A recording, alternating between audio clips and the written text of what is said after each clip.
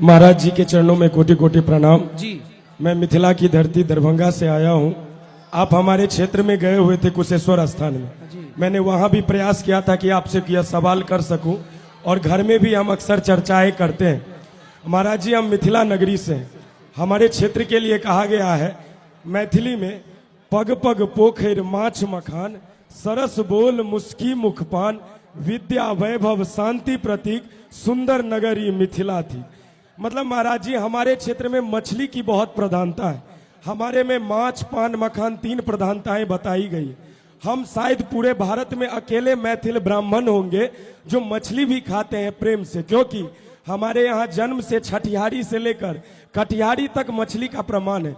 मगर जब खास करके वृंदावन के आपसे ये प्रश्न बार बार रहता है कि वो लोग ये प्रयास में रहते हैं कि तुम मैथिल ब्राह्मण ये सब छोड़ दो, समस्त भारत के ब्राह्मण लगभग न के बराबर खाते हैं। महाराज जी, हम अगर अपनी परंपराओं से विमुख हो जाएंगे तो फिर कैसे काम चलेगा? भाई ये बताओ, मछली खाना कौन सी परंपरा है? हमारे यहाँ तो हम बहुत बरसों से परंपराएं आ रही है। भाई देखो, ऐसा है कि पश्चिम जो बंगाल है ना अपने भारत में, जी जी, बंगाल में भी मछली चावल खाने की परंपरा है। जी जी, ठीक है जी। क्यों परंपरा है बेटा? परंपराएं इसलिए बनी क्योंकि आज के 100 साल पहले 200 साल पहले कोई ट्रांसपोर्ट की व्यवस्थाएं नहीं थी, और वहां की धरती पर साग सब्जियां ज्यादा होती नहीं थी, केवल चावल होता था।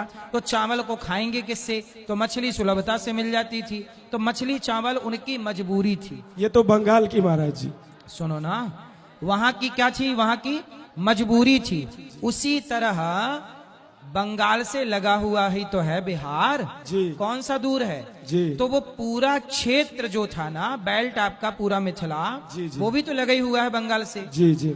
तो फिर वो पूरा जो प्रांत है वहां मजबूरन ना कुछ होने के कारण चावल होता है, बस ना कुछ होने के कारण केवल मछली चावल की परंपरा बन गई। लेकिन अब वो समय बदल गया। अब हमारे यहाँ भूमि भी अच्छी हो गई, सब उपज भी हो गई, ट्रांसपोर्ट भी हो गया। तो बेटा, जब जरूरत थी, जब आवश्यकता थी, मजबूरी थी, तो मछली चावल खाए। पर अब तो बेटा मजबूरी नहीं है। जब मजबूरी नहीं है तो हम क्यों मछली की हत्या करें अपने स्वार्थ के लिए? महाराज जी, मगर करोड़ों करोड़ों घर में। अच्छा ये बताओ, हमारे भारत की परंपरा है अहिंसा ही परमो धर्मः। आप मानते हो इस बात को? जी मानते हैं। हमारे वेद कह रहे हैं अहिंसा ही परमो धर्म। जब अहिंसा को हम हिंदू धर्म मानते हैं तो फिर मछली की हत्या करना सही कैसे हो जाएगा? हमारे यहाँ चींटी को मारना भी पाप है, तो मछली को मारना पाप नहीं है? पहले ये बताओ कि किसी की हत्या करना पाप है कि पुण्य है? नहीं, पाप है।